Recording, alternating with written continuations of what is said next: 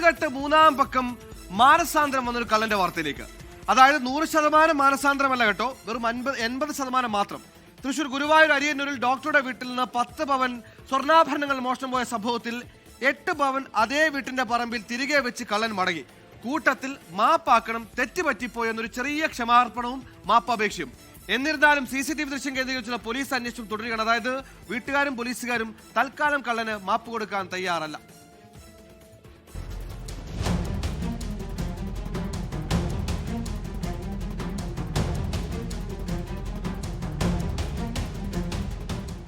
Thrissur jubilee mission ആശുപത്രിയിലെ ഡോക്ടറായ അബൂബക്കറും കുടുംബവും താമസിക്കുന്ന വീട്ടിൽ 9-ാം തീയതി പുലർച്ചെ 12:50ഓടെയാണ് മോഷണം നടന്നത്.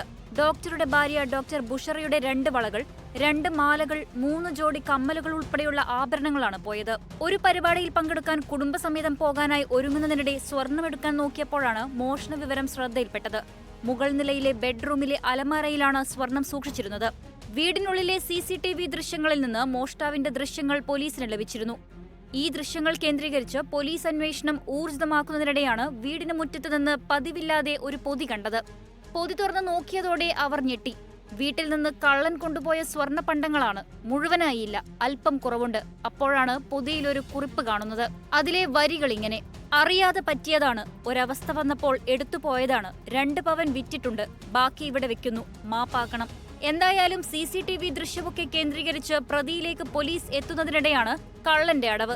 തൽക്കാലം കള്ളന് മാപ്പ് കൊടുക്കാൻ പോലീസ് തയ്യാറല്ല. ഗുരുവായൂർ പോലീസ് കള്ളനായി അന്വേഷണം തുടരുകയാണ്. 24 തൃശൂർ.